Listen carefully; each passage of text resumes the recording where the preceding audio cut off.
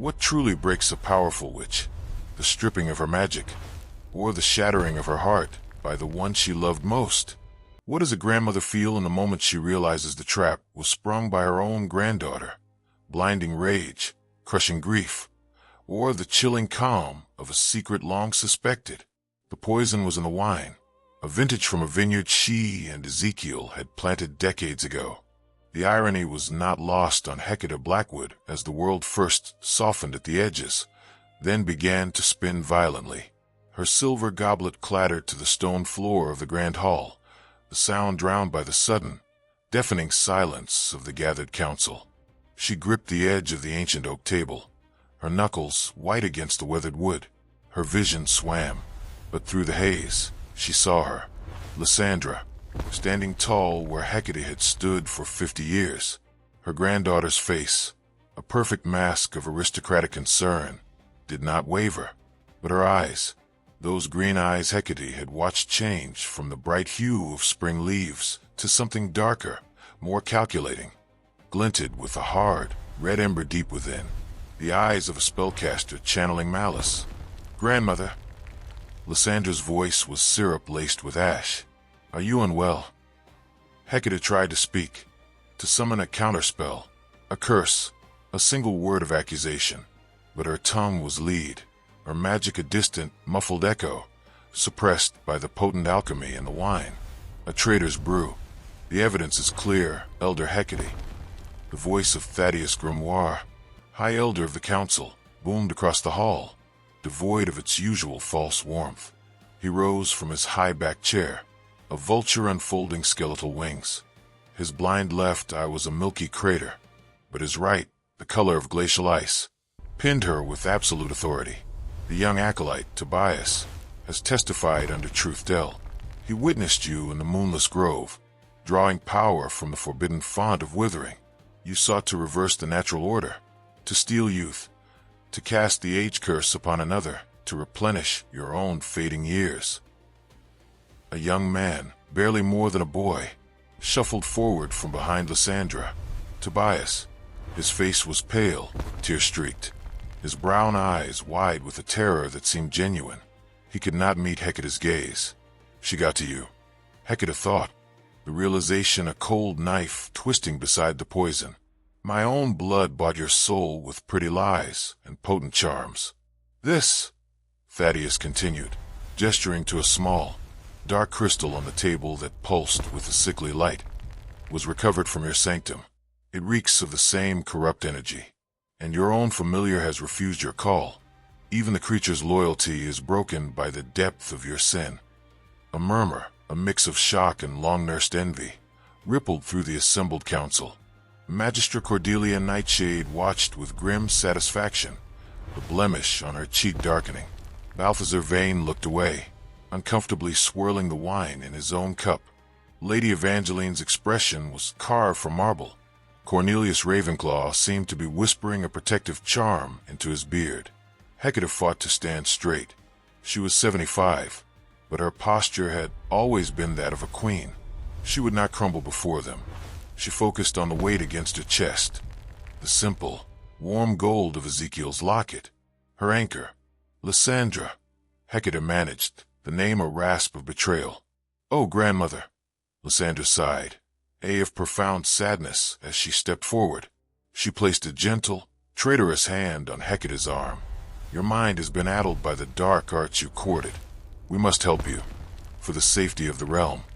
The touch was the final trigger. Through the fog of poison and shock, Hecate's own latent wisdom, the intuition she'd buried under a grandmother's love, surged. She saw not the concerned granddaughter, but the architect. She saw the careful planting of doubt over years, the isolation from allies, the subtle references to Hecate's fading powers. She saw the true target, not just her position, but her legacy, her very history, and with a chilling clarity, she understood. She had seen this coming. A part of her had always known. The love had been real, but so had the vigilance, and the vigilance had failed. "By the authority of the Council of Seven," Thaddeus pronounced, "Hecate Blackwood, you are adjudged guilty of practicing forbidden chronomancy and soul warping. Your magical rank is stripped. Your assets are forfeit to the council, held in stewardship by your kin, Lysandra Blackwood. And for your crimes, you are sentenced to eternal confinement within the Withered Tower, there to dwell until the last star winks out. No trial, no defense. A spectacle neatly staged. Rough hands seized her. Guard she did not know. They pried the simple silver circlet from her brow, the rings from her fingers. One reached for Ezekiel's locket. With a surge of final, desperate strength, Hecate gripped it, a raw, wordless snarl tearing from her throat. The guard recoiled, as if burned. Thaddeus gave a slight, impatient nod. Let the widow keep her trinket. It holds no power now but memory. They bound her hands with cold, magic-dampening irons. The weight was immense, a vacuum sucking at her very soul. As they marched her from the hall, past the averted eyes of her peers, her final sight was of Lysandra. Her granddaughter had turned to receive the murmured condolences of the council, but for a fleeting second, their eyes met, and in that green gaze, Hecate saw no remorse, no triumph, only a profound, terrifying emptiness, and the faintest shadow of a smile. The journey to the Withered Tower was a descent into a world of gloom. It stood on a barren crag, a skeletal finger of black stone scratching at a perpetually bruised sky. No birds sang here. The only sound was the moaning wind and the grinding of the massive portcullis. The warden, Magnus Ironheart, was a man of scar and silence. He examined her with cold, assessing eyes as if she were a piece of faulty machinery. No special treatment, witch, he grunted, his voice like gravel. The tower breaks everyone. Some just take longer. He led her through dripping corridors, past cells where faint whimpers echoed. The air was thick with the smells of mildew, despair, and something older, the ozone tang of spent magic and lingering spirits. Her cell was everything promised. A stone cube, 3 paces by 3. A slit of a window, barred and too high to reach, showed a sliver of the angry sky. A straw pallet, a bucket. The door was aged oak banded with iron etched with runes of suppression. As Magnus locked it, the runes flared with a dull blue light, and Hecate felt the last whispers of her connection to the world's magic snuff out completely. The door thudded shut, sealing her in a silence so profound it roared in her ears. Alone. The weight of it all crashed down. The betrayal, the loss, the helplessness. She slid down the cold wall, the rough stone tearing at her thin robe. She clutched Ezekiel's locket, pressing its familiar shape into her palm until it hurt. A single, hot tear traced a path through the dust on her cheek, then was followed by no others. Grief was a luxury she could not afford. Despair was a prison within the prison. She had been outsmarted. She had been broken. But Hecate Blackwood was not finished. As the first day bled into a starless night, she began to take inventory, not of her possessions. She had none, but of herself, her mind, her memories, the countless hours of study, the forbidden scrolls she'd read and discreetly replaced, the old wives' tales Ezekiel had whispered that were not tales at all, but fragments of deeper lore. And she listened, not just to the drip of water and the distant screams, but to the tower itself. It was in the deep watches of that first night, her back against the damp wall, that she felt it, a faint vibration in the stone, a pattern beneath the random chill. With a trembling finger, she traced a mortar between the blocks near the floor. It was uneven, crude, but there, beneath a patch of lichen, her fingertip found a groove not made by nature or mason's tool. A rune, faded, ancient, almost erased. A rune of binding, but also of memory. Her heart, a dormant ember, gave a single, faint throb of warmth. She pressed her palm flat against it, ignoring the cold seeping into her bones. She closed her eyes, emptying her mind of everything but the feel of the stone, the ghost of the symbol, the echo of her own quiet breath. At first, nothing. Then, a whisper so faint it might have been the wind playing tricks. It was not a voice, not yet. It was an impression, a sigh of centuries-old loneliness, a flicker of intelligence trapped in stone and silence. A name brushed against her consciousness, not heard, But no, Morwenna. Hecate's eyes flew open. In the absolute darkness of the sealed cell, a single, ephemeral point of light winked into existence near the ceiling, like a captive star. It lasted only a second before fading, but it was enough. A fierce, grim smile touched Hecate Blackwood's lips for the first time since the poison had touched hers. They thought they had buried her in a grave of stone and forgotten magic. They thought her power was gone. They had, in fact, delivered her to the only teachers who could help her forge a new kind of power altogether. The strongest, which in 5 generations sat in a cell no bigger than a grave. But the walls of her prison were about to start talking, and she was ready to listen. The whisper faded, but its echo remained, vibrating in the hollow spaces of Hecate's mind. Morwenna. It was not a plea, not a greeting, but an acknowledgement. A signal received. In the crushing silence of the cell, it was a lifeline thinner than a spider's silk, yet stronger than iron. Days in the Withered Tower were measured not by light, but by sound. The clang of a distant door, the tramp of boots on stone, the occasional, soul-chilling shriek that would pierce the gloom and then be abruptly cut off. Twice a day, a slot at the bottom of her door would scrape open, and a wooden bowl of thin, gray gruel and a clay cup of water would be shoved through. The face behind it was never the same. A silent, grim guard who would look away as if her mere sight was contaminating. On the 3rd day, the face was different. The door did not open, but the viewing slit at eye level slid aside. A woman's face, pale and framed by a severe gray wimple, looked in. Her eyes were the color of faded moss, holding a deep, weary sadness that seemed etched into the skin around them. "You are Hecate Blackwood," the woman stated, her voice low and surprisingly gentle, a ripple on a stagnant pond. "I was," Hecate replied, her own voice rough from disuse.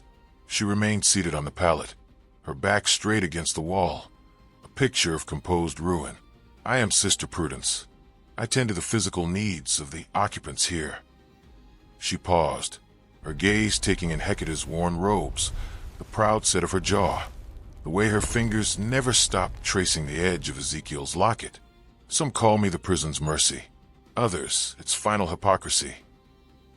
"And what do you call yourself?" Hecate asked, her intuition prickling. A ghost of a smile touched Prudence's thin lips. "A keeper of accounts. The body has its ledger, just as the soul does. I balance the first where I can."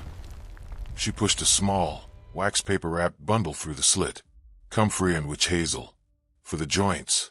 The damp here eats at the bones of the old." Hecate did not move to take it. "Why?"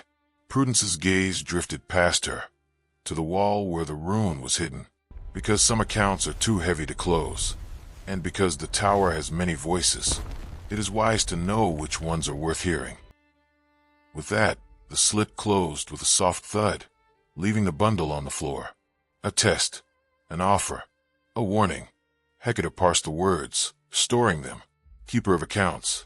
When she was certain the corridor was silent again, she retrieved the bundle. The herbs were fresh, pungent, not from a tower storeroom. A small, quiet rebellion. She placed them carefully beside her pallet. Her real work began in the endless hours of nothingness. She focused on the rune. She had no tools, no ink, no blood she was willing to spare yet, but she had memory and will. Ezekiel had taught her the old ways, the ways before incantations and wands, when magic was a conversation with the world's underlying pulse. "The mind is the first conduit, my love," he'd say, his warm hand over hers. "Intent is the spark. The rest is just amplification." Sitting cross-legged before the stone, Hecate closed her eyes. She breathed in the foul air, exhaled slowly, and in her mind's eye, she did not redraw the faded rune. She remembered it. She reconstructed its curves and angles from the tactile ghost her finger had traced. She poured into that mental image not a desire for power, but a simple, focused intent, connection, listening. At first, only the cold.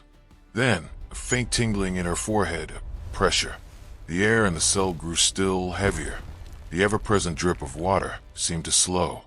At last, one who seeks not to scream, But to understand, the voice was inside her skull, a dry rustle like ancient parchment unfolding. It was multifaceted, layered with countless whispers, yet one presence dominated. Female, immensely old, and sharp with a crystalline, unyielding intellect. Morwenna, Hecate thought projectedly. You know the name. Good. It has been long since it was spoken, and not as a curse. A pause, a sensation of immense sorrow.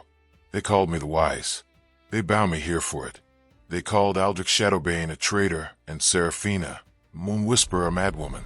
They sealed us in stone, our magic leech to fuel the very wards that caged you. Hecate's breath hitched. The tower wasn't just a prison, it was a battery. The souls of forgotten mages were its power source. The horror of it was breathtaking in its cruelty. Why show yourself to me? You were the gold of true love, Morwenna's voice whispered, a hint of warmth breaking through. It shines in this place of shadows. And you are listening. The others, the recent ones, they rage and weep and break. Their energy is loud, chaotic, useful to the tower, but meaningless. You are quiet.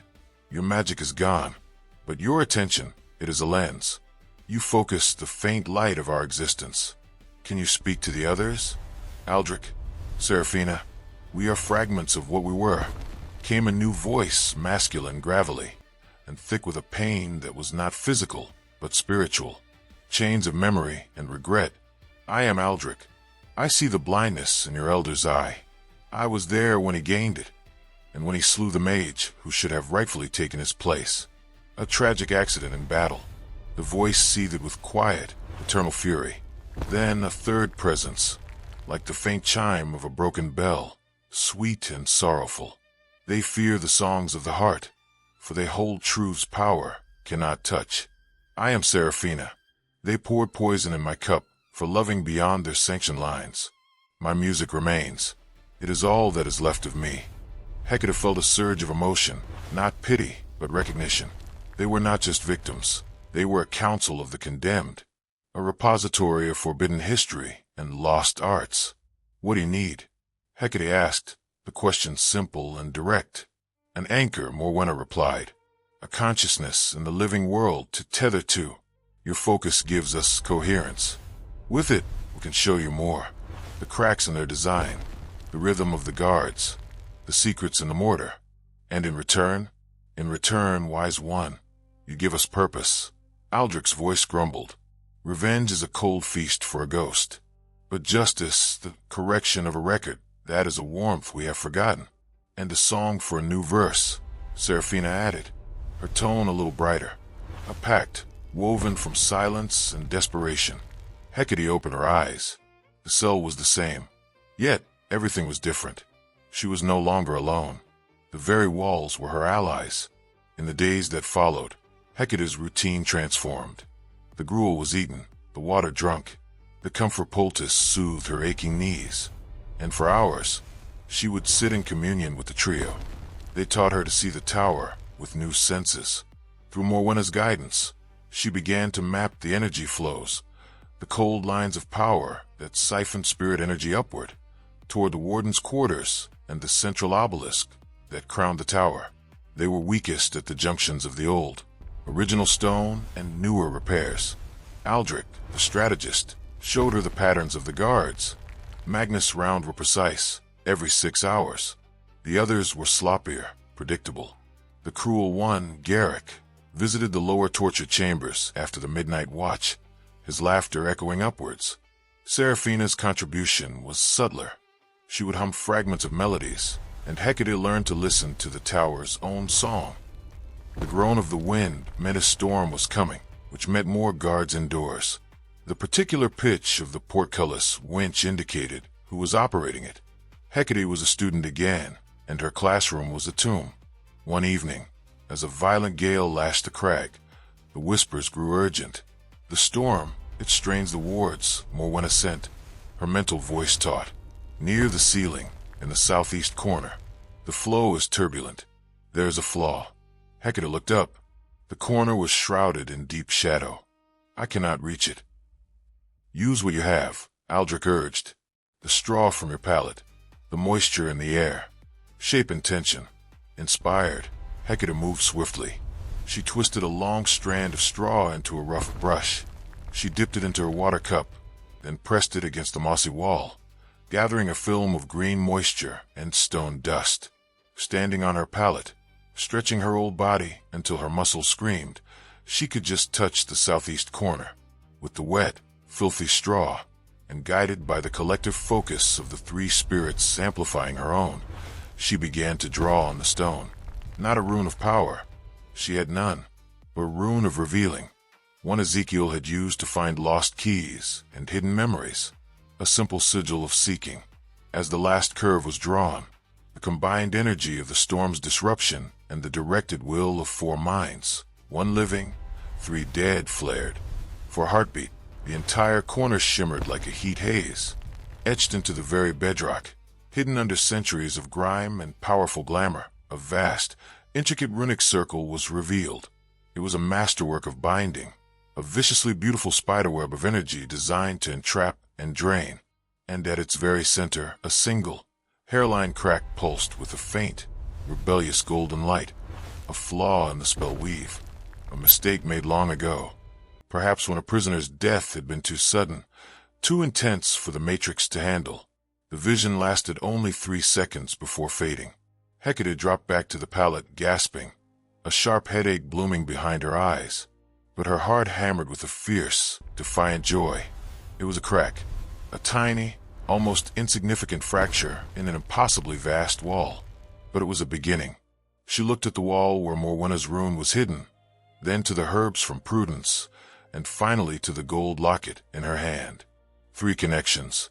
One to the past, one to a sliver of compassion in the present, one to a love that death could not erase. The strongest, which in 5 generations was learning a new lexicon, the language of whispers, the grammar of cracks, the poetry of patience. And her first lesson was clear. Even in a tower built to wither hope, roots could find purchase, and forgotten things could rise. The discovery of the flaw was a seed of fire in Hecate's chest. It warmed her against the pervasive chill, but it also demanded nourishment, knowledge. She spent the following days in a state of heightened focus, her communion with the spirits deepening from whispers to shared visions. Through Aldric's eyes, she saw the great hall not as it was now, but as it had been 2 centuries prior, a place of vibrant debate, not stifling orthodoxy. She saw Thaddeus Grimoire as a young, ambitious acolyte, his face unmarred, his eyes both keen and hungry. She watched him stumble during a duel with a rival named Alistair, his misaimed lightning bolt not going wild, but curving with impossible precision to pierce Alistair's heart. The collective gasp of the crowd, Thaddeus's performance of horrified grief, the way he'd subtly glanced at the then High Elder, a silent transaction passing between them. "He was my friend," Aldric's voice growled in her memory, thick with old rage, and the first stone in that man's path to power. Seraphina's gift was different. She didn't show events. She suffused Hecate's mind with emotions, weaving them into the very fabric of the tower's gloom. The heartbreak of a love letter never sent, found and burned by pious hands. The stifled joy of a spell cast not for power, but for the sheer beauty of conjured light, a crime labeled frivolous misuse. Seraphina's memories were a poignant counterpoint to Aldric's sharp politics, reminding Hecate that the Council's tyranny was not just over actions, but over the very spectrum of feeling. But it was Morwenna who provided the crucial framework. Her mind was a vast, elegant library of arcane theory. She explained the nature of the tower's binding matrix, a spirit engine. The souls of powerful mages were not just trapped, their essence was metabolized, converted into a field that suppressed magic and amplified despair in the living prisoners, making them easier to break and control. "The flaw you saw," Morwenna's voice explained one night, a lecture in the dark, "is a harmonic dissonance. It occurs when a soul is extinguished not by the slow drain, but by a surge of pure, unadulterated emotion at the moment of death, an emotion so powerful it briefly overloads the circuit. The one you detected, it was from a witch who died not in fear, but in a moment of transcendent, defiant joy. Such a death leaves a scar on their design. Can we widen it? Hecate asked, the strategist in her waking. Not with force. The matrix absorbs and disperses aggressive energy, but with resonance. A matching frequency of power, fed into the flaw, could vibrate it wider, like a singer shattering glass. And the source of that power? A shared, grim silence passed between them. Your life force, Morwenna finally sent, the thought gentle but unflinching. Or your memories. They are a unique form of energy, saturated with emotion, with identity. To sacrifice a memory is to sacrifice a piece of your own coherence, to create a controlled rupture in your soul's fabric. The energy release could be precisely tuned. The cost was terrifying. To forget Ezekiel's laugh, the first time she held Lysandra as a baby, before the shadows touched her, the idea was a deeper prison than stone. While she wrestled with this terrible calculus, the outside world sent a tremor through her isolation. It was during the change of the afternoon guard. The usual, sullen face was replaced by one she knew. Young Tobias. He looked years older than the boy in the grand hall. Dark circles bruised his eyes. His hands trembled, and he nearly dropped the gruel bowl as he pushed it through the slot. Their eyes met, his filled with instant, swimming tears. He opened his mouth, but no sound came out. Hecate said nothing, merely held his gaze, her own face a mask of calm inquiry. She saw not a villain, but a broken tool. I didn't, he mouthed silently, shaking his head. He glanced frantically down the corridor.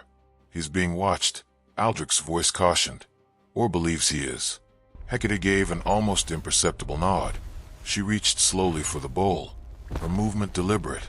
As her fingers brushed it, she whispered, so low it was but a breath of air. The grove. At moonrise. His eyes widened in panic. He shook his head again, more violently. It was too dangerous, he meant. Impossible. The memory of the grove.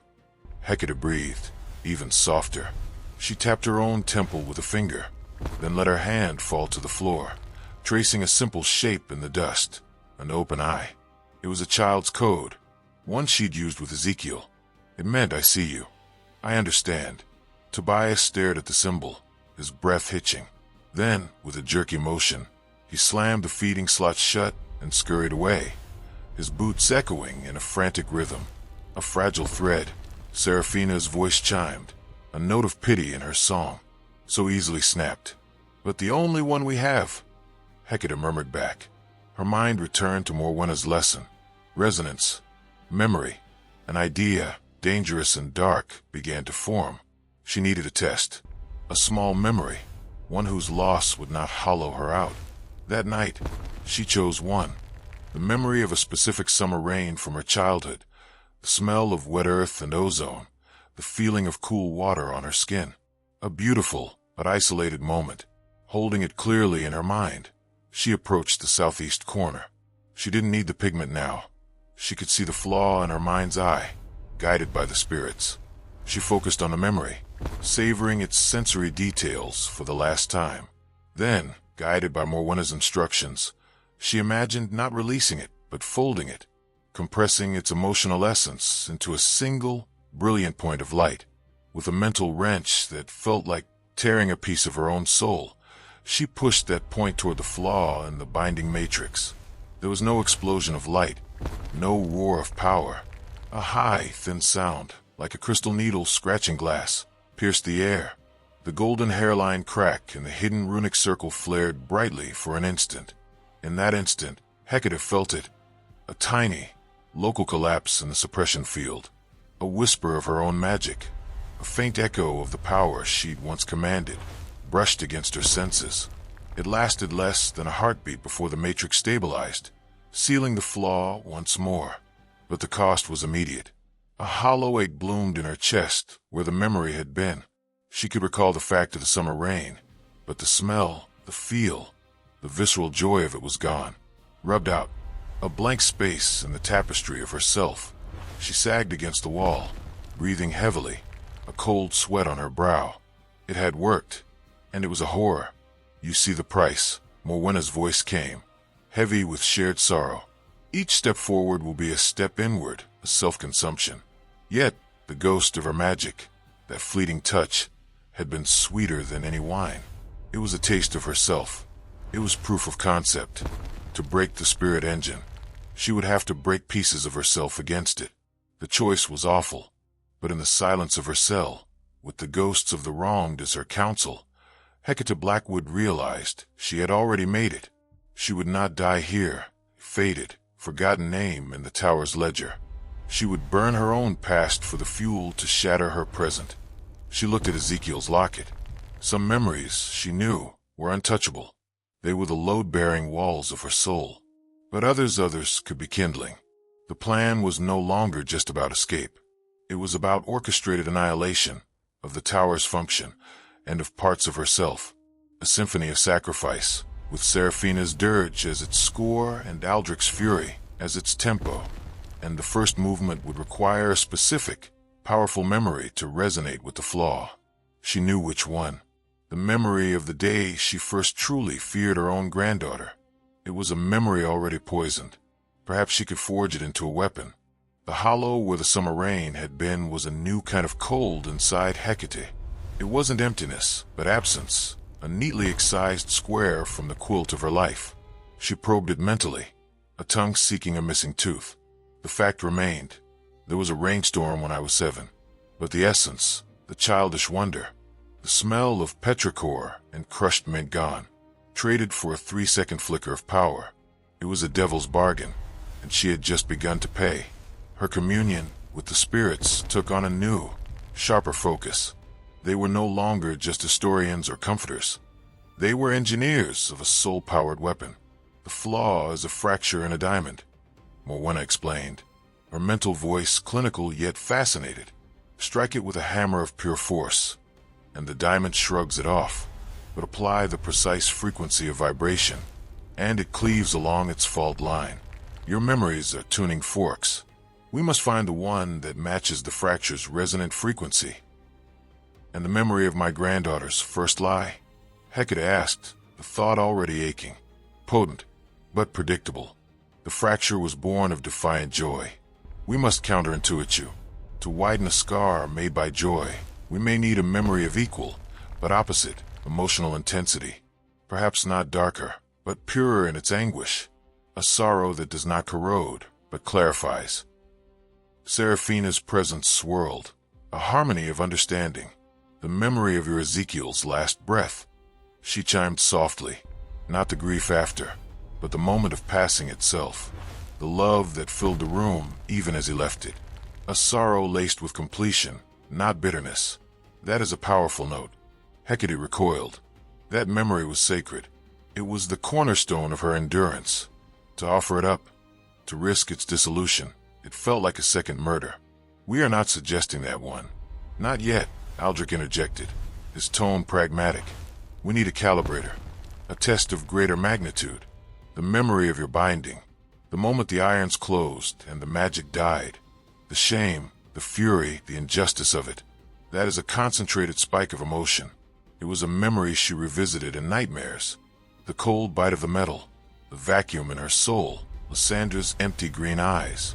It was poison, but perhaps poison could burn out of corruption. Before she could decide, the fragile thread to the outside world twitched again. It was not at mealtime. Deep in the night, when the tower's chorus of moans was at its peak, a different sound came from her door. A faint, rhythmic scratching. Not a rat. A pattern. Tap, tap, tap, pause, tap. The code for friend from the old rebellion Ezekiel had quietly supported. A code few knew. Hecate was at the door in an instant, her ear to the cold wood. Who? She breathed. Tobias, came the terrified whisper from the other side. A key fumbled in a lock not meant for it. The door groaned open just a crack, enough to reveal the young acolyte's pale, sweat-sheened face. He slipped inside, closing the door, but not latching it. He was shaking violently. You shouldn't have come, Hecate said, her voice low and urgent. If Magnus... She's going to kill me, Tobias blurted, tears cutting clean tracks through the grime on his face. Lysandra. She says I'm a loose thread. She looks at me like I'm already dead. He clutched at Hecate's thin robe. It was a love filter. She gave me wine. and it was like the sun rose behind her eyes. Everything she said was truth. That you were sick, dabbling in horrors to stay young. That you'd hurt others. She said we were saving you, saving everyone. He choked on a sob. The truth-tell spell, she layered a compulsion under it. I spoke what I believed to be true, but it was her truth, planted in me.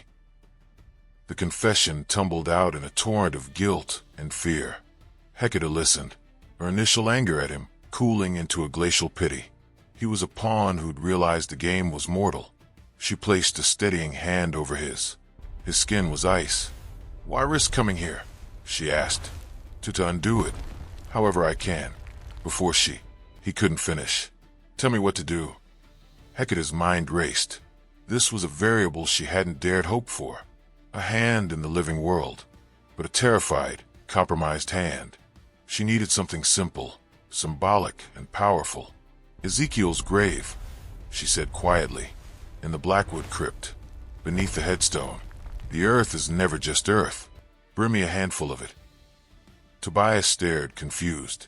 Dirt, consecrated ground, love made literal, an anchor of a different kind. It was part of the plan forming in her mind. If memories were to be her volatile fuel, she needed a stabilizer, something of pure, unchanging essence to tether her unraveling self. The earth that held her husband's dust was perfect. He nodded, desperation overcoming doubt. I can try. The crypt is warded, but the wards know Blackwood blood. Lysandra changed the main estate wards, but the crypt maybe not. Go. Now. And Tobias. She fixed him with a gaze that held all the authority of her 75 years. If you are caught, you know nothing of me. You came to gloat, to see the witch broken. Your survival depends on your cowardice. Believe it. He flinched, but nodded, understanding the grim logic. He slipped back out into the corridor, a shadow swallowed by greater darkness. The encounter left Hecate buzzing with a dangerous hope. She turned back to the flaw, the memory of her binding. It was time. She sat before the southeast corner, Ezekiel's locket clenched in one fist. She reached for the memory, not as a narrative, but as a sensory avalanche, the clang of the irons, the nauseating pull as her magic was ripped away, the taste of poisoned wine still on her tongue, the sight of the council's averted faces, and central to it all, Lysandra's face, a beautiful, betraying mask. She gathered the memory, feeling its sharp, jagged edges. Then, following Morwenna's guidance, she began the painful, precise work of compression. It was like forging a dagger from her own pain. Sweat beaded on her brow. Her breath came in short gasps. The spirits surrounded her, not interfering, but amplifying her focus, their combined will acting as a psychic anvil. With a silent, inward scream, she drove the dagger memory into the flaw. The effect was not a needle scratch, but a thunderclap contained in stone. A flash of actinic blue-white light blinded her. A soundless shockwave threw her back against the opposite wall. The very stones of her cell shuddered. Somewhere in the tower, a real alarm bell began to clang. But for 5 glorious, heart-stopping seconds, the suppression field in her cell didn't just weaken, it shattered. Power, her power, flooded back into her. It was a roaring river after a long drought, terrifying and exhilarating. The air crackled with latent energy. She could feel the threads of the world, the push and pull of forces, the whispers of the stones. She was Hecate Blackwood, sorceress of the 7th rank, once more. Instinct took over. Her hands rose, fingers moving to weave a detection shield, a simple spell to hide the energy spike.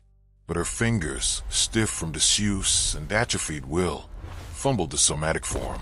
The magic, wild and untamed after its long imprisonment, sparked and sputtered, casting frantic shadows on the wall before guttering out. The field snapped back into place with a force that felt like a physical blow. The magic was ripped away again, leaving a deeper, more profound emptiness than before. The void where the binding memory had been was a yawning chasm. Boots pounded in the corridor. Angry shouts. Hecate scrambled to her feet, wiping a trickle of blood from her nose, a minor backlash. She arranged herself on her pallet, adopting an attitude of bewildered frailty just as the cell door crashed open. Warden Magnus Ironheart filled the doorway, his scarred face like a storm cloud. 2 guards flanked him, torches casting leaping shadows. His cold eyes swept the cell, missing nothing. Hecate's disheveled state, the faint, acrid smell of ozone, the tiny smear of blood under her nose. "What happened?" he demanded, his voice dangerously quiet. Hecate let a tremor enter her own. "A fit, Warden. The dreams here, they become so real. I must have cried out." She coughed, a weak old woman sound. "Has something happened?" Magnus' gaze lingered on her, suspicion warring with logic. The energy spike had been brief, chaotic, not the work of a controlled practitioner, more like a dying ember flaring. He looked at the walls, the ceiling. He saw nothing. The flaw was hidden, the runic circle once again invisible. "The tower groans," he said finally, his tone dismissive. "It plays tricks on the mind. Remember your place, witch. You are a ghost waiting to be forgotten. Don't give me a reason to hasten the process." He signaled to the guards. "Search it, then double the watch on this corridor." As the guards roughly patted down her meager belongings, finding nothing, Magnus' eyes fell on the small bundle of comfort from Prudence. He picked it up, sniffed it, then tossed it back down with a contemptuous snort.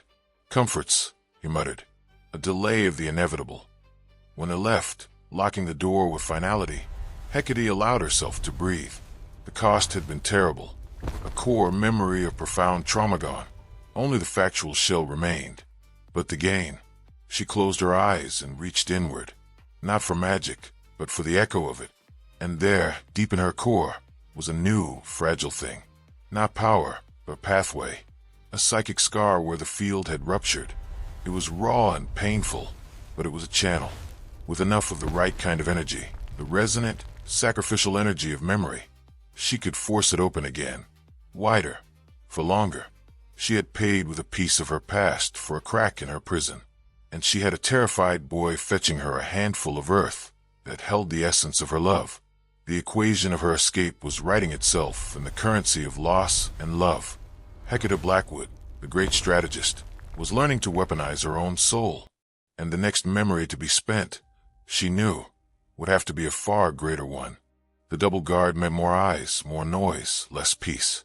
The quiet communion with the spirits became a tense, whispered thing, conducted in the shadow of footsteps outside her door. The tower's groan was no longer just atmospheric. It was a living entity, wounded and watchful after the psychic shock Hecate had delivered. Magnus Ironheart's suspicion was a new, tangible pressure. His inspections became irregular, unpredictable. He would appear at the feeding slot not to deliver gruel, but to stand in silence, his cold brown eyes studying her as if she were a puzzling lock. Hecate played her part flawlessly, the frail, broken old woman, drifting in and out of mournful reverie, clutching her locket, sometimes murmuring a dead husband's name. It was not all. The hollowness left by the sacrificed memories was real, and it lent her performance a chilling authenticity. "You are quieter than the others," Magnus stated during one of these silent vigils. It wasn't a question.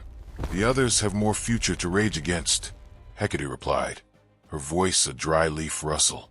She did not look at him, her gaze fixed on a patch of damp on the far wall. "I have only a past, and it is receding." He grunted, a noncommittal sound. "Sister Prudence says you have no fever, that your body stubbornly refuses to fail. A disappointment, I am sure." To her surprise, a faint, humorless smirk touched his scarred lips. "The tower cares not for speed, only for certainty." He paused. "They say you were the strongest, that you could light a candle in a storm with a thought and calm a maddened dragon with a word. They say many things. Most of them are lies told by the living about the powerful, to make their own mediocrity more comfortable." This time, he outright stared at her. The professional detachment in his eyes flickered, replaced by a spark of something else, curiosity, perhaps, or recognition. Magnus Ironheart was a man who dealt in certainties, locks, bars, schedules, pain, philosophy from a condemned which was not in his manual. "Why?" he asked, the single word stark. Why what, Warden? Why practice forbidden arts? Why seek to live forever? She finally turned her head, meeting his gaze. Her deep violet eyes, though shadowed, held the vast, weary intelligence that had once commanded councils. Or why would a granddaughter pour poison for her grandmother's birthday? The question hung in the dank air. It was a risk, speaking of the betrayal so plainly. It invited either brutality or confession. Magnus' face hardened back into its professional mask. Politics are not my concern. Containment is. Of course, Hecate said softly, turning away again, a dismissal. Keep your accounts neat, Warden. I am sure they balance beautifully in the ledgers of hell. He left without another word, but the silence he left behind was different. Charged. He is a tool, but not a fool. Aldric's voice brushed her mind. He has seen too many broken here. Your lack of breaking, it unsettles him. Use it, Morwenna advised. Uncertainty in a jailer is a wedge. A small one, but a wedge nonetheless. Hecate's focus, however, was split. The wait for Tobias was an agony. Every footstep in the corridor could be him, caught, dragged to Garrick's chambers. Every day that passed increased the chance that Lysandra had made good on her threat. Her work with the spirits turned theoretical, without a new, powerful memory to sacrifice, and she was not yet ready to spend another cornerstone. They focused on the nature of the stabilizer she'd requested. The grave earth, Morwenna mused. Sentimental but sound. It is an anchor of reality. When you sacrifice a memory, you create a void. The void wants to be filled with chaos, with despair, with the tower's own corrosive energy.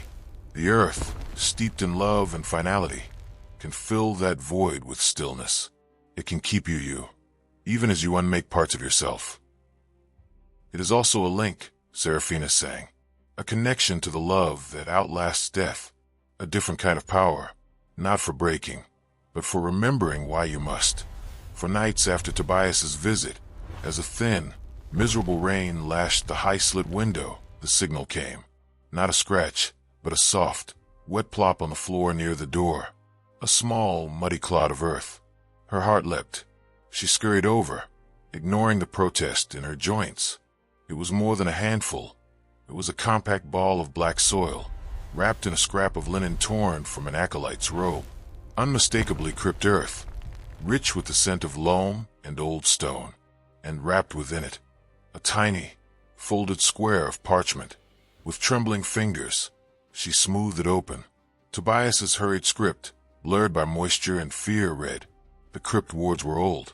They sighed at my blood. She has changed the ones to the vault. There's something she hides there. I am being watched. I fear the wine comes again. Forgive me. T.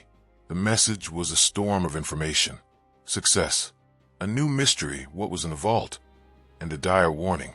Lysandra was moving to silence him permanently, likely with another, more final filter. Hecate clutched the earth to her chest. It was cool and real, a piece of the world outside these stones. She carefully divided it, hiding most of it within the straw of her pallet, keeping a small, pebble-sized piece in the palm of her hand. She laid back the earth in one fist, Ezekiel's locket in the other.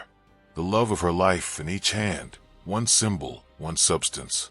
For the first time since her imprisonment, a sense of solidity, of strategy, settled over her. She had her anchor. She had her target to flaw. She had her fearful ally. And she had a jailer whose certainty was cracking. But she needed the next memory. The calibrator had worked. Now she needed the siege weapon. Morwenna's words echoed. Defiant joy. The flaw's birth cry. Hecate searched the receding archives of her mind. Most of her joy was entwined with Ezekiel, and those memories were untouchable, the load-bearing walls of her soul. But there was one from before him, a pure, personal, triumphant joy, the memory of her mastery, the day she had passed her 7th-rank trials, not as a Blackwood heir, but as Hecate. A storm had raged over the testing grounds. The final test was to light a candle of unlightable ice core tallow. Others had used brute force, complex pyrotechnics. Young Hecate, understanding the nature of the storm and the candle, had done something simple and profound. She had woven a tiny, perfect vacuum around the wick, a pocket of absolute stillness, and within it, summoned a single spark from her own will. The candle had lit with a flame so steady it seemed painted on the air. The examiner, a grim old wizard, had smiled. It was the first time she had felt not like a student, but like an artist of the unseen. That joy, the joy of understanding, of elegant solution, of personal power rightfully earned, was defiant in its purity. It defied expectation. It defied the storm. It defied the very difficulty of the task. It was perfect, and the thought of losing it was like planning the amputation of a limb. But the plan was set. The earth was her anchor. Tobias's time was running out. Magnus' doubt was a window. That night, during the howling peak of the rainstorm, Hecate began the grim preparation. She held the pebble of grave earth in her left hand, an anchor of love and death. She held the memory of defiant joy in her mind, savoring its every brilliant, painful detail for the last time. She was no longer just a prisoner or a victim. She was a general preparing to storm her own psychic citadel. The price was a piece of her soul. The prize was a chance to tear the citadel down. Outside, the storm strained the tower's wards. Inside, a different kind of pressure built, silent and terrible. Hecate Blackwood, the witch of the Withered Tower, began the careful, agonizing work of building a bomb from the happiest memory of her youth. The act of preparing a memory for sacrifice was a perverse form of preservation. Hecate found herself dissecting the moment of her 7th-rank triumph with the scholar's cold precision, even as her heart ached with impending loss. She examined the sensory data, the smell of ozone and wet stone, the feel of rain-cooled air on her face, the taste of her own iron will on her tongue. She analyzed the emotion, not just pride, but a profound, vibrating certainty that she belonged exactly where she was, doing exactly what she was meant to do. It was a memory of absolute alignment. This, Morwenna confirmed, was the key. The flaw resonates with a moment of perfect, unassailable self. Your binding memory was powerful, but it was a memory of attack, of the self being violated. The flaw was made from a self affirmed in its final moment. You must match that frequency. The grave earth pebble was a cold, comforting weight in her palm. She practiced holding the memory in one part of her mind while focusing on the earth's quiet, eternal solidity in another. It was a psychic balancing act. The earth was her tether to the reality of love and continuity. It would, she hoped, prevent her from dissolving entirely into the void left behind. The spirits gathered around her in her mind, a silent chorus. Aldric provided a grim, unwavering focus. Seraphina wove a subtle harmonic around the memory, somehow deepening its emotional texture without altering it. Morwenna was the architect, guiding the mental structures needed for the sacrifice. They waited for the right moment, not just any storm, but a tempest that mirrored the one in her memory. It came 3 nights later. The wind screamed against the tower, as if trying to scour it from the crag. Thunder walked the sky on colossal legs, and each lightning flash turned the world into a stark, monochrome negative. The tower groaned, ancient stones protesting. The energy in the air was chaotic, wild, a perfect cloak for a carefully controlled eruption. Now, Morwenna's voice cut through the psychic preparations. Hecate knelt in the southeast corner of her cell, the grave earth in her left hand pressed over her heart, Ezekiel's locket beneath it. She closed her eyes. In her mind, she was no longer in the cell. She was on the windswept testing ground, rain lashing her face, her whole being focused on the impossible candle. She became the memory. Then, guided by the trio of spirits, she began the agonizing alchemy. She did not simply recall the joy. She extruded it. She imagined drawing the golden, luminous essence of that perfect moment out from the tapestry of her mind, pooling it into a sphere of concentrated selfhood. The process was visceral, a psychic vivisection. A soundless scream built in her throat as the memory itself, the lived experience, not the fact, began to separate from her. The cell around her seemed to pulse with her heartbeat. The runic circle hidden in the stone flickered into visibility, not from her drawing, but from the sheer power she was concentrating. The central flaw glowed like a sliver of captured sun, with a final, wrenching effort that felt like tearing out her own spine. Hecate thrust a sphere of perfect joy into the flaw. The world dissolved into light and sound. There was no contained thunderclap this time. It was a silent, expanding NO of negation against the tower's magic. A ring of force, visible as a distortion in the air, exploded outward from the flaw. It passed through Hecate, through the stones, through the entire level. Every magically suppressed prisoner in the Withered Tower felt a sudden, shocking jolt. For those broken by despair, it was a meaningless tremor. For those with a spark of will left, it was a gasp of clean air in a suffocating room. For Hecate, it was transcendence and devastation. The suppression field didn't just crack. It shattered in a 10-foot radius around her cell. Her power rushed back, not as a wild river, but as a tidal wave. This time, she was ready. Her hands flew up, not to cast, but to contain. She wove a cocoon of silence and dampening around her cell, a bubble of order in the chaotic backlash. The spells formed flawlessly. Elegant threads of wool pulled from the roaring torrent of her returned magic. She was an artist once more. But the cost, as the power surged, the void where the memory had been yawned open. It was a black hole in her psyche, hungry and cold. The grief for the lost joy was immediate and staggering. Not a sadness for a past event, but a profound, present-tense mourning for a piece of herself that was now gone. She felt lesser, diminished. She clutched the grave earth, pressing it hard against the locket. Ezekiel, love, continuity. She poured the meaning of those words into the void. The black hole did not fill, but its edges stabilized. The panic of existential dissolution receded. She was still Hecate, but a Hecate with a missing chapter. A vital color bled from her spectrum. The silence bubble held. Outside her cell, alarms blared. Shouts echoed. Boots pounded towards her level. But within her dampening field, there was only the hum of her own restored power and the ragged sound of her breathing. She had done it. She had a foothold. A tiny domain of freedom within the prison. It would last only as long as her concentrated will, minutes, perhaps. And the moment she dropped the bubble, the tower's field would reassert itself, likely with vicious force. But for now, she was free, and she could feel. The spirit engine, damaged locally, was screaming in a frequency only she and the ghosts could perceive.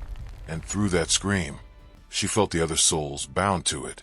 Not just Morwenna, Aldric, and Seraphina, but dozens of others, faint and scattered, the fuel of the tower. And she felt a new, close, and frantic presence. Tobias. His spirit light was a guttering candle, pulsing with terror and the cloying, invasive sweetness of foreign magic. Lysandra's love filter. It was being administered now. He was in the lower levels, near Garrick's chambers. The decision was instant. She couldn't leave her cell, but she had power, and she had a connection to the tower's own agonized matrix. Morwenna, Aldric, Seraphina, she called out in her mind. The engine is wounded here. Can you reach? Can you disrupt the filter's magic? Not attack him. Just scramble it. Give him a moment of clarity. We are bound to this place. Aldric's voice was strained. Our reach is stone and sorrow, but the sorrow is a thread. Seraphina sang, her voice suddenly fierce. His sorrow, our sorrow, the tower's sorrow. I can weave them a discordant note in the filter's pretty lie. Do it, Hecate commanded, pouring her own will into the connection between the spirits and the screaming engine. She felt Seraphina's essence flow out through the fractured matrix, a ripple of pure, undiluted grief, for lost love, for lost life, for lost music. It was a soundless wail that traveled through the stones like a seismic wave of sadness, zeroing in on the specific, poisoned sweetness enveloping Tobias' spirit. In the lower dungeon, Tobias, forced to his knees, a goblet at his lips, suddenly did not see Lysandra's beautiful, concerned face. He saw the cold calculation beneath. He did not hear her soothing lies. He heard the echoes of 100 forgotten sobs. The filter's magic twisted, fouled by the injected grief. He gagged, spitting out the wine, a raw, unfiltered horror dawning in his eyes. Garrick, the one-eyed torturer, laughed. The little mouse rejects his cheese. But the damage was done. The moment of clarity was achieved. And Tobias, in his terror and newfound, bitter clarity, did something unexpected. He lunged, not at Garrick or Lysandra, but at the small iron brazier glowing in the chamber. He grabbed a handful of burning coals and hurled them at the curtained alcove where Lysandra kept her personal reagents. Chaos erupted. Back in her cell, Hecate felt the new spike of violent energy, real, physical fire mingling with volatile potions. A small secondary explosion in the tower's belly. The distraction was perfect, but her own time was up. The strain of maintaining the silence bubble while channeling power through the spirits was collapsing her. A savage headache spiked behind her eyes, and a nosebleed began in earnest this time, dripping scarlet onto her gray robe. She let the bubble fall. The tower's suppression field crashed back down like a mountain. It was brutal, punitive. It felt like being plunged into liquid lead. Her magic was ripped away with such force she cried out, slumping forward onto the cold stone floor. The void where her joy had been seemed to grow larger, colder, fed by this fresh depletion. She was Hecate the Broken once more, but on the floor, her fingers, weak and trembling, found the pebble of grave earth that had rolled from her hand. She clenched it, and she smiled a thin, red-flecked smile. She had sacrificed a golden memory. She had bought 10 minutes of power and created a permanent, fragile fault line in her prison. She had given a boy a chance to choose rebellion, and she had set a small, symbolic fire in the bowels of her enemy's domain. The ledger of loss was filling, but the account of vengeance was now open, and its first entry was written in fire and forgotten joy. In the aftermath of the psychic detonation, the Withered Tower was a stirred hornet's nest.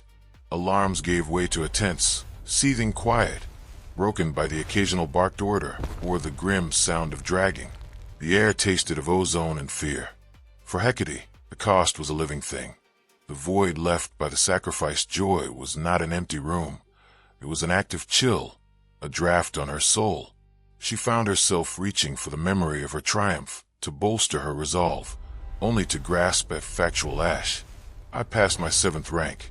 The statement was hollow, devoid of the warmth that had made it a cornerstone of her identity. In its place was a new, sharp clarity, a grim focus stripped of nostalgia. She was becoming something harder, more singular. The spirits were altered too. The effort of channeling Seraphina's grief song through the wounded engine had left them faded, their whispers fainter, as if they had spent vital essence. "We are tired," Morwenna admitted, her voice a distant sigh. "The engine fights our intrusion. It seeks to heal the flaw you opened, and in doing so, pulls harder on us. But we have made a mark." Aldric's voice, though weary, held a fierce pride. The boy fought. He chose. That is a victory no ledger can record. The boy, Tobias. Hecate had no way of knowing his fate. Had he been killed in the explosion? Captured by Garrick? The not knowing was its own torture. It was Sister Prudence who brought her the news. 2 days later, the raven-haired healer's face was paler than usual, her green eyes shadowed. She did not speak as she pushed the daily gruel through the slot. Instead, she let a small, folded piece of linen fall from her sleeve into the bowl. When she was gone, Hecate retrieved it. Unfolded, it revealed not a note, but a crude, smudged drawing made with what looked like charcoal and blood. It depicted a stick figure in a dungeon, a brazier tipped over, and a larger figure with a single eye lying prone. An arrow pointed from the dungeon to a rough, square labeled infirmary. A second arrow led from the infirmary to a shaky drawing of a barred window. Tobias was alive. Injured, perhaps, but in the infirmary, Prudence's domain. And he had somehow taken down Garrick, if only temporarily. The barred window an aspiration, or a plan. Hope, thin and desperate, was a dangerous flame to nurture. Hecate committed the drawing to memory, then carefully dissolved the linen in her water cup, stirring it into nothing. The next development came from an unexpected quarter, Magnus Ironheart. He appeared not at the slot, but unlocked her door and stood within the frame, a looming silhouette against the torchlight of the corridor. He did not enter fully. as if her cell's despair was a boundary even he respected. The lower alchemy storeroom was destroyed, he stated, his voice flat. A fire, an accident, they say, started by an unstable reagent. Hecate remained silent, her face a careful blank. The boy, Tobias, he was found there, burned, insensible. Magnus' cold eyes scanned her for a reaction. Sister Prudence tends to him. He raves about sour wine and lies that cut. He paused, letting the words hang. Warden Garrick was found incapacitated. A blow to the head from a falling grate. A most unfortunate accident. The emphasis on the word was unmistakable. He was presenting her with a series of facts, daring her to connect them. A tower of accidents, Hecate murmured, finally meeting his gaze. How inefficient for a place built on order. A muscle twitched in Magnus' jaw. Order is my concern. These disturbances threaten that order. They create questions. I dislike questions. And what do your questions sound like, Warden? She dared a step forward, her chains whispering against the stone. Do they ask why a celebrated elder was condemned with such haste? Why a grieving granddaughter was so quick to inherit? Or why a tower designed to suppress magic now suffers accidental explosions? His hand went to the key ring at his belt, a habitual, reassuring touch. My questions are simpler. They ask, is the containment secure? Is the sentence being served? Or is the prison itself becoming unstable? He looked not at her, but at the walls, at the ceiling, as if seeing the ancient, suffering stones for the first time. The tower has a song. It has changed its tune. He was speaking her language, the language of a craftsman who knows his tool is flawed. He was not an ally, could never be one, but he was a man whose primary loyalty was to the integrity of his charge, and he was beginning to doubt that integrity. Perhaps, Hecate said softly, the song you hear is an echo of all the songs that have been silenced here, trying to be sung once more. Magnus stared at her for a long, hard moment.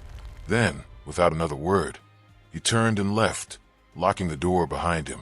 But the lock's click sounded less final than before. It sounded like the first tick of a clock, counting down to a crisis. He knows, Morwenna sent, her voice a thread of sound. He does not know what, but he knows the system is failing. Use his doubt, Aldric urged. A distracted warden is a blind warden. But new, more pressing problem presented itself. With the local suppression field permanently weakened from Hecate's sacrifice, her communion with the spirits, while easier, was also riskier. Their whispers were less filtered, and through them, she began to perceive a new, dreadful pull. The tower's wounded spirit engine was hungry, damaged in her sector. It was compensating by drawing more fiercely from the other trapped souls. Hecate felt their anguish magnify, faint, distant cries of existential pain as their essence was more rapidly metabolized to repair the flaw and power the heightened security. She was saving herself by condemning others to a faster oblivion. The realization was a moral gut punch. She sat in her cell, the grave earth a cold comfort, and wrestled with it. Was her freedom worth the accelerated destruction of these already lost souls? Were Morwenna, Aldric, and Seraphina next? We are already lost. Seraphina's song was a gentle, sorrowful truth. We are echoes, to be used as a shield for one who can still act it as a purpose. A final, beautiful note. Do not let sentiment stay your hand, Aldric grumbled, though his voice lacked its usual force. The engine must be destroyed, not patched. Our accelerated end may be the price of its total ruin. A worthy trade. Hecate knew they were right in the cold calculus of war. But the warmth that had once defined her, the warmth now locked in Ezekiel's locket and the grave earth, recoiled at the thought. She could not become like Lysandra and Thaddeus, using others as mere fuel for her ascent. A new plan began to form, fragile and audacious. She couldn't just break the engine locally. She had to shatter it entirely. And to do that, she needed more than just her own sacrificed memories. She needed a catalyst within the engine itself. She needed to turn the tower's own hunger against it. Morwenna, Hecate whispered into the psychic space they shared. The flaw I opened, it's a wound. The engine feeds others to heal it. What if we poison the wound? Explain. What if the next memory I sacrifice isn't just a key to turn in the lock? What if it's a seed? A memory so potent, so alive with a specific, contradictory energy, that when the engine tries to consume it to repair itself, it introduces a corruption, a cognitive dissonance into its very core. A long, thoughtful silence. Then Morwenna's voice, filled with dawning, awestruck horror. You speak of a psychic virus, a memory of unshakable, righteous rebellion, of a justice that was denied. If the engine incorporates that into its foundational matrix, it could spread, Aldric finished, a fierce excitement in his tone. It could turn the song of despair into a chorus of rage. It could make the tower remember every wrong it has ever housed. The target memory chose itself. Not a personal joy or pain this time, but a historical one. The memory of the day she had uncovered the truth behind the disappearance of a council member who had opposed Thaddeus's early reforms. The cold, hard certainty of the evidence. The burning, righteous fury at the cover-up. The absolute, unwavering conviction that this could not stand. It was a memory of pure, focused moral outrage. It was also a memory that defined her as a guardian of justice, a pillar of the very order that had now condemned her. To sacrifice it would be to sacrifice the part of her that believed in systems, in fairness, in righteous law. It would leave behind only the core of personal love and a new, amorphous drive for survival. She would become something else, something perhaps more dangerous, and certainly less recognizable. But looking at the drawing of Tobias's desperate rebellion, feeling the accelerated suffering of the other souls, and hearing the new, uncertain song in Magnus Ironheart's silence, Hecate knew the time for incremental steps was over. The silent war within the Withered Tower was about to become very, very loud, and she would arm the very stones with the memory of their own crimes. The memory of righteous fury was a cold, hard diamond in her mind. Unlike the warm, golden joy or the jagged trauma of her binding, this memory had an edge. It was the blueprint of a moral truth, the certainty that a line had been crossed and must be answered. To sacrifice it felt like treason against her own soul's constitution. But the accelerated draining of the other spirits was a constant, psychic scream in the background. Morwenna, Aldric, and Seraphina grew fainter by the day, their essences thinning as the wounded spirit engine siphoned them more aggressively to mend the flaw she had created. Her personal liberation was costing them their already fragile eternity. We consent. Morwenna's voice was a fading echo. Let our fading serve a final, reverberating truth. Plant the seed, Hecate. Aldric's agreement was a grim pulse of resolve. Seraphina sang a note of somber approval, a dirge for the justice that was and the chaos that must come. The plan was precise, a dark alchemy of soul and stone. She would not just feed the memory into the flaw. She would encode it, using the principles Morwenna taught her and the emotional harmonics Seraphina provided. She would structure the memory of rebellion to be indigestible. It would carry within it a recursive command, remember. Resist. Her anchor was now twofold. The grave earth of love and the locket of loss. She would need both to survive the planting. The moment came not with a storm, but in a dead hour of the night, when the tower's own energy draw was at its peak, greedily pulling essence to fuel its nocturnal vigil. The perfect time to feed at a poisoned feast. Hecate sat in a ritual space, the southeast corner, now subtly warm to her psychic senses. She held the earth and the locket. She closed her eyes and called up the memory. She was in the council archives, moonlight streaming through high windows onto dust motes and deceit. The ledger in her hands was cold. The numbers did not lie. Funds earmarked for the magical sustenance of the border villages had been diverted to fund Thaddeus's personal guard, to buy silence, to forge the very chains that now bound her. The cold fury that had filled her then was not hot rage, but a glacial certainty. This was not just corruption. It was a betrayal of the sacred trust that made magic a stewardship, not a tyranny. The memory held the moment of decision. I will bring this into the light. Now, she began the agonizing work of transfiguration. She did not simply recall the fury. She unfolded it, examining its structure. The core was principle. The catalyst was evidence. The desired outcome was exposure. She wrapped this logical, righteous structure in the emotional fire that fueled it. And then, guided by the spirits, she began to inscribe upon it a psychic rune of echoing permanence. The process was excruciating. It was not a tearing away, but meticulous dissection and reassembly of a part of her fundamental worldview. She felt herself becoming simpler, less nuanced. The part of her that believed in fixing broken systems was being extracted. What remained was the raw will to survive and the deep, personal love for Ezekiel. A terrifying clarity settled upon her. Justice was no longer an abstract ideal to be served. It was a weapon to be wielded. With a final, silent scream of effort, she thrust the encoded memory, the justice seed, into the glowing, wounded flaw in the tower's matrix. There was no explosion of light or force. There was a silence, a deep, profound quiet that swallowed even the ever-present drip of water and the distant moans. The runic circle on the wall flared once, a sickly green gold, and then went dark. For a long moment, nothing happened. Had it failed? Had the engine simply consumed it? Then a tremor, not in the stone, but in the air. A low, subaudible hum that vibrated in the teeth and marrow. The suppression field in herself flickered, not failing, but becoming unstable. It waxed and waned like a sick heartbeat. And through the connection to the spirits, she felt it. The seed had taken root. In the spirit engine, a foreign pattern had been introduced. As the engine's processes tried to metabolize the memory to repair the flaw, they encountered the recursive command, remember, resist. The memory of Thaddeus's crime, of systemic betrayal, began to replicate, not as data, but as a meme of rebellion.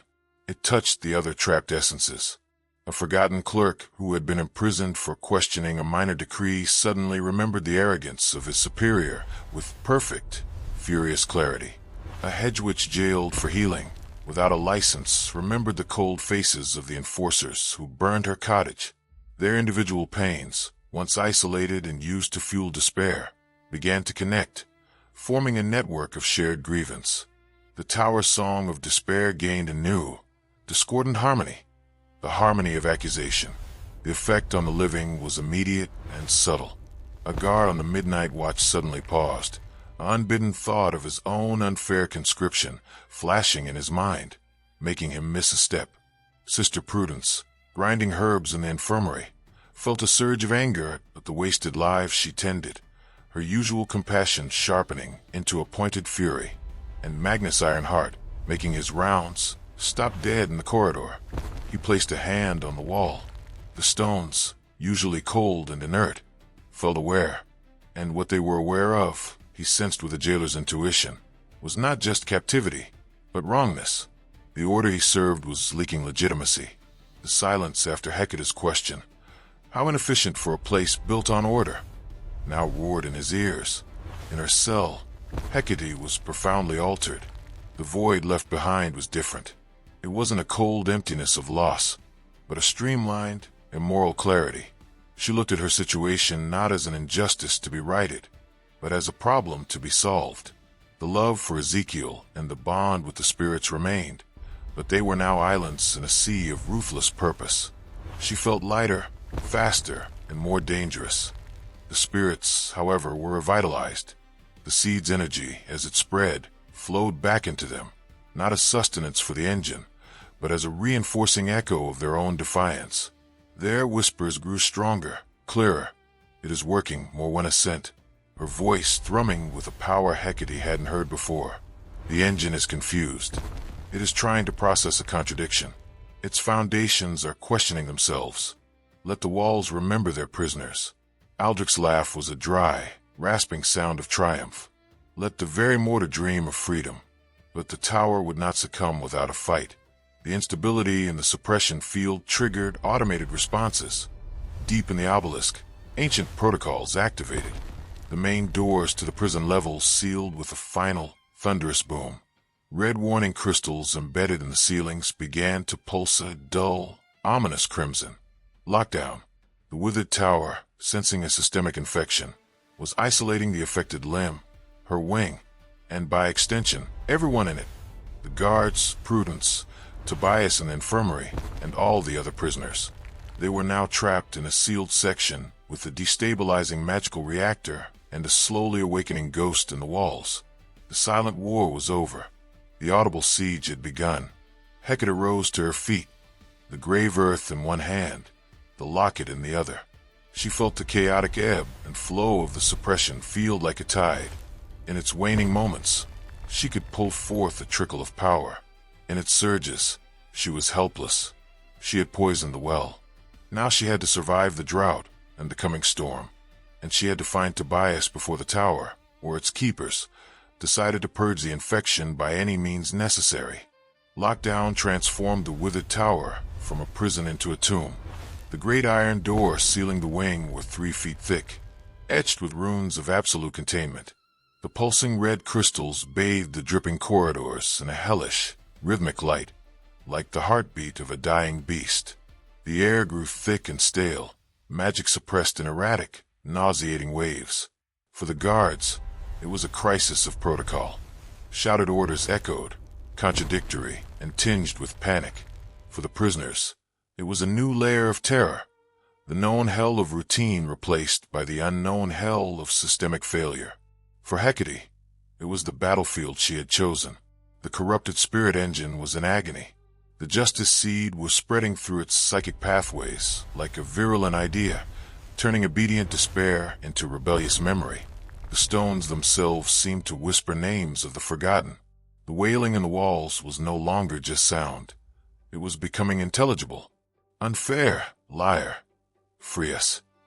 The suppression field's instability was her weapon. She learned its rhythm. For 17 heartbeats it would weaken, and a sliver of her power would return, just enough to heat the air around her hands, or sharpen her hearing down the corridor. Then for 10 heartbeats it would surge, crushing the magic back down. She existed in these pulses, a creature of intermittent potency. Her first objective was not escape, but consolidation. She needed Tobias. Through her connection to the spirits, now buzzing with rebellious energy, she could feel his life signature, a flickering candle in the infirmary 2 levels up. She could also feel a new, chilling presence moving through the sealed wing with purpose. Magnus Ironheart. His will was a cold, focused point amidst the chaos. He wasn't panicking. He was assessing, containing, hunting. He will come for you first. Morwenna's voice was clear, a strategic whisper in her mind. You are the anomaly, the source of the instability. Then remove before he arrives. Hecate thought back.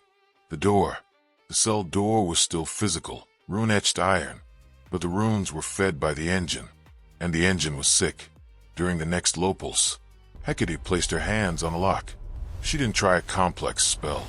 She poured a simple, concentrated command of release into the metal, mixed with the echoing psychic cry of 100 wronged souls from the walls. The justice seed's energy resonated with the command.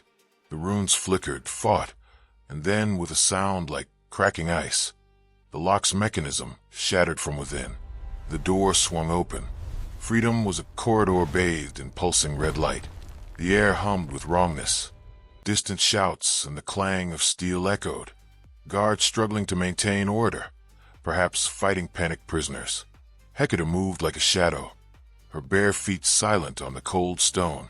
She was an old woman in a ragged robe, yet she moved with the lethal grace of a purpose stripped of all doubt. She followed the thread of Tobias's spirit, a path only she could see. She passed cells where hands gripped bars, and eyes wide with newfound fury, not at her, but at the system, watched her pass.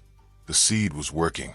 Reaching the infirmary level, she found a scene of controlled chaos. 2 guards were arguing at the entrance, their backs to her. Warden says secure the boy, but the lockdown doors are sealed. How do we get him out for questioning? For silencing, Hecate knew. She didn't hesitate. As the field dipped, she gathered the damp, charged air and flung a kinetic whisper down the corridor. It wasn't a blast, but a sudden, gusting wind that extinguished their torches and sent their helmets clattering. In the sudden darkness and confusion, she slipped past them into the infirmary. It was a long room lined with cots. Most were empty. At the far end, under the weak light of a single, flickering crystal, Sister Prudence was tending to Tobias. The young man's hands and face were bandaged, his eyes glassy with pain and potions. Prudence looked up, her face grim, but not surprised to see Hecate. "They will kill him," Prudence said simply, her voice low. "They think his accident started this. They need a scapegoat before the council investigates the lockdown." "Where's Magnus?" Hecate asked, her eyes scanning the room, securing the obelisk access, trying to manually stabilize the core. "He'll be here soon." Prudence looked at Hecate, a profound assessment in her tired eyes. "What have you done to this place?" "I gave it a conscience," Hecate said, moving to Tobias's cot. She placed a hand on his forehead, his eyes focused, recognition and terror dawning. "Can you walk?" I think." "He cannot," Prudence insisted. "His feet are burned." "Then we carry him." Hecate's tone brooked no argument. The part of her that would have felt compassion was the part she had sacrificed. Now Tobias was an asset, a witness, a piece on the board, a valuable one. A new voice, cold and final, came from the doorway. "No one is carrying anyone." Magnus' iron heart filled the entrance. He held not a standard-issue sword, but a heavy, rune-etched mace, a tool for breaking through barriers, physical and magical. His scarred face was implacable. The red light glinted in his eyes. He saw the open cell door and Hecate's posture, the defiance in Prudence's, the weakness in Tobias. "The containment has been breached," Magnus stated, stepping inside. "The protocol is clear. Quell the source. Execute the contaminant." His eyes locked on Hecate. "You." He raised the mace. The runes along its head glowed blue, independent of the tower's failing field, a focused tool of anti-magic and blunt force. Hecate had no magic in that moment. The field was in a surge. She was just an old woman. But the tower was not just stone and spell. It was now memory and rage. "You speak of contamination, Warden," Hecate said, not backing away. "But you are standing in the septic heart of it. Can't you hear them?" As if on cue, the whispers in the walls crescendoed. Names, accusations, pleas, woven together by the justice seed into a single, deafening psychic shout. "Ironheart." It wasn't Hecate's voice.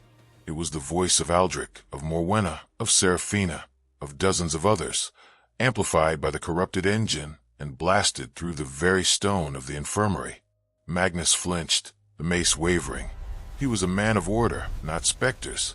"What trickery is this?" "No trick," Hecate said, pressing her advantage as the field began its inevitable dip. "It's an audit. Your ledger is being read aloud. Every soul you've kept in this orderly tomb is presenting their account." The voices swarmed him, not attacking his body, but his certainty. "You watched Garrett break me. You turned the key on the innocent. You served the liars." Magnus roared, swinging the mace in a blind, furious arc at Hecate. She couldn't dodge fast enough. But Prudence moved, shoving a medicine cart into his path. The mace smashed into it, sending glass shards and herbal tinctures spraying. In that moment of distraction, the suppression field dropped to its lowest ebb. Hecate didn't summon fire or lightning.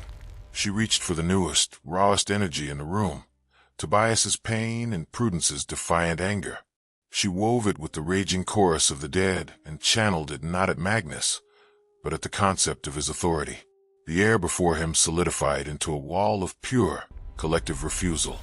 It was a barrier made of an Magnus' mace hit the psychic barrier and stopped dead. The anti-magic runes flared, sizzled, and went dark, overwhelmed by a power that was not magical in the traditional sense, but moral. The rebound of force knocked him back a step, shock cracking his impassive face. He wasn't fighting a witch. He was fighting the verdict of history. "The tower is compromised, Warden," a guard shouted from the doorway, his face pale with terror.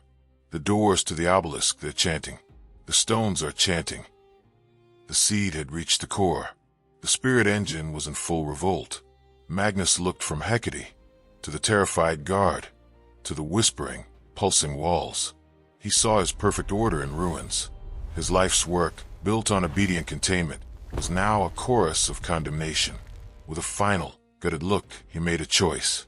Not to fight, but to survive. He barked an order. Fall back to the inner keep. Seal this level. Let the council's filth drown in its own chaos. He turned and strode away, his guards scrambling after him, abandoning the infirmary and its occupants. Silence fell, broken only by Tobias's ragged breathing and the distant, growing chant of the stones. Hecate stood amidst the wreckage, the power ebbing as the field surged back. She had won the room, but the tower was now a living, screaming entity on the brink of collapse. The doors were sealed. The council would come, and they would come not with judges, but with siege engines and purging fire. She looked at Prudence and Tobias. They were her responsibility now, her allies, her crew on a sinking ship. She had shattered the prison. Now she had to find a way out before the avalanche of consequences buried them all. The chant was not sound, but vibration. It thrummed up through the soles of their feet, a resonant no that made the air feel thick and charged. The Withered Tower was no longer a place. It was a state of being, a collective cry given stone and purpose. Red warning lights pulsed in frantic, arrhythmic desperation. In the infirmary, 3 of them were an island in the rising tide of rebellion. Tobias, leaning heavily on a makeshift crutch fashioned from a broken cot leg, stared with wide eyes at the whispering walls.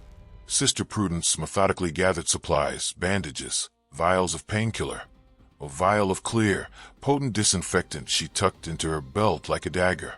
Hecate stood at the center, Ezekiel's locket warm against her chest, the last of the grave earth a cool pebble in her palm. The streamlined, ruthless clarity her sacrifices had bought was now her compass. Sentiment was a luxury. Survival was a geometric problem. The main doors are sealed by the lockdown. Magnus has retreated to the inner keep, the obelisk base, she stated, her voice cutting through the hum. That is the tower's control nexus. It is also the strongest point, likely where the council will breach if they come to retake or scuttle this place. Scuttle, Tobias whispered, his voice raw. A failed prison holding the ghosts of its own crimes? The cleanest solution is to bury it, and us with it. Hecate's words were cold, factual.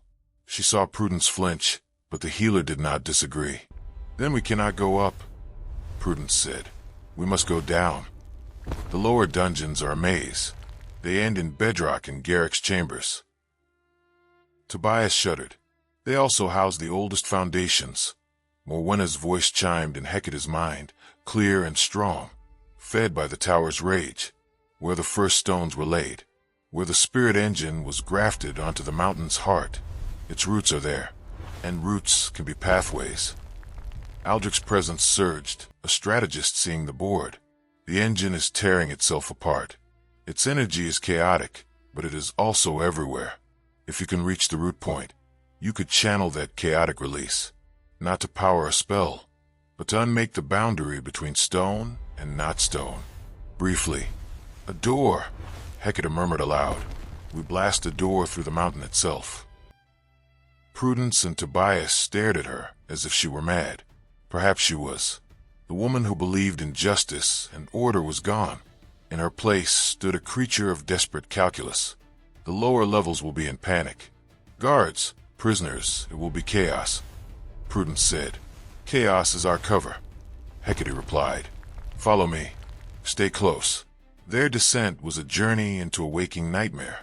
The corridors of the lower dungeons were narrower, older, the chanting of the stones more visceral here, as if they were inside the tower's screaming throat. Cells hung open, their occupants either fled or hiding in corners, some weeping, some laughing in hysterical freedom. They passed Garrick's chamber. The door was smashed, the interior a blackened ruin from Tobias's fire. The one-eyed torturer was gone. They encountered 2 guards, not keeping order, but looting a supply closet for food before a potential siege. Hecate didn't fight. She simply pointed a finger, and during a low pulse, made the shadows around her writhe with the faces of the dead, their whispers coalescing into a single word: accomplices. The guards fled, dropping their spoils. She was not just a witch anymore. She was the avatar of the tower's guilt. Deeper they went, into regions that smelled of stagnant water and deep earth.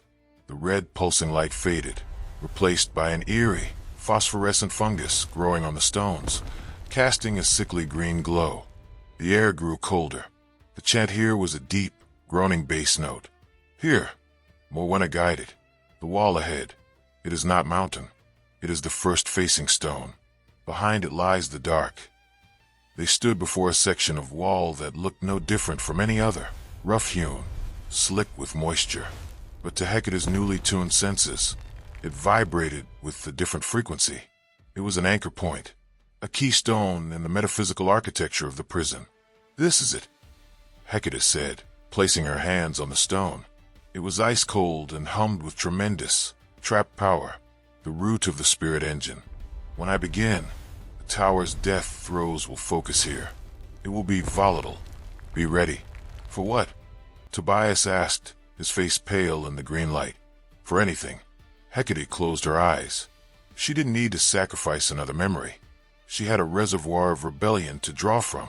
She reached out with her mind, not to the spirits, but to the tower itself, to the thousands of moments of injustice it had witnessed, to the seething rage of the justice seed, to the chaotic death spasms of the collapsing engine. She became a conduit. Power, raw and wild and screaming with a century of silenced voices, flooded into her. It was not her elegant, practiced magic. It was a tsunami of spectral rage. It burned through her, a cold fire that made her veins stand out like blue lightning under her skin. She channeled it all into the keystone, not with a command to open, but with a command to cease. Stop being a wall. Remember being part of the mountain. Remember being free. The stone under her hands began to sing. A high, clear note that cut through the groaning chant. Cracks thin as hairs spiderwebbed across its surface, glowing with white-hot light. The ground trembled violently.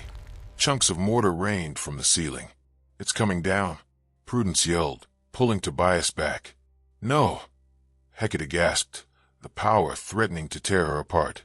She held on, Ezekiel's locket burning a brand of love against her chaos. It's coming apart, with a sound like a mountain sighing. The section of wall didn't crumble. It disintegrated, not into rubble, but into a fine, shimmering dust that hung in the air, suspended in a field of released energy.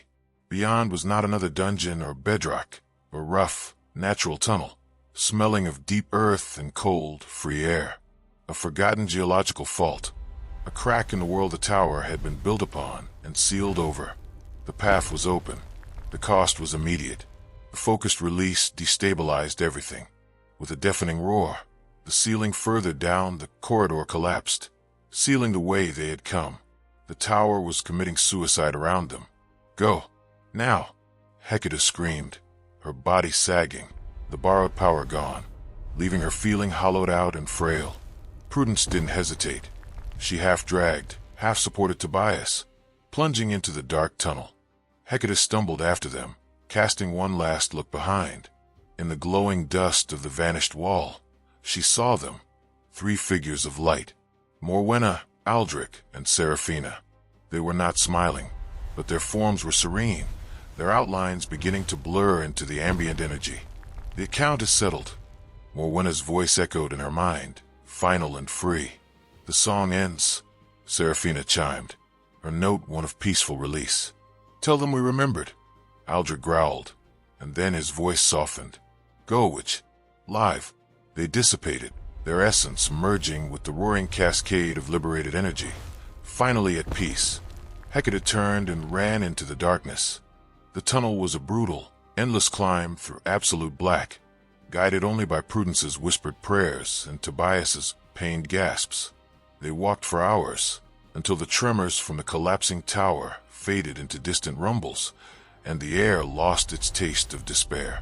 They emerged at dawn, through a crack in a hillside strewn with boulders and gorse, miles from the tower's crag. The sky was the color of a fresh bruise, bleeding into pink and gold at the horizon. The air was clean, sharp, and tasted of dew and freedom. Behind them, in the distance, a plume of unnatural, sickly green smoke rose into the morning sky, marking where the Withered Tower had been. It pulsed once, brightly, and then faded, as if a great heart had finally stopped beating. They stood in silence, 3 ragged survivors shivering in the dawn light. Tobias sank to the ground, sobbing, with pain, with relief, with guilt. Prudence knelt beside him, her healer's hands automatically checking his bandages, her eyes on the horizon. Hecate walked a few paces away, her back to them.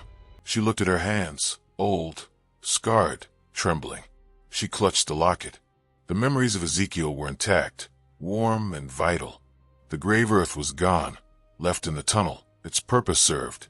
The memories of her joy, her binding, her justice were voids.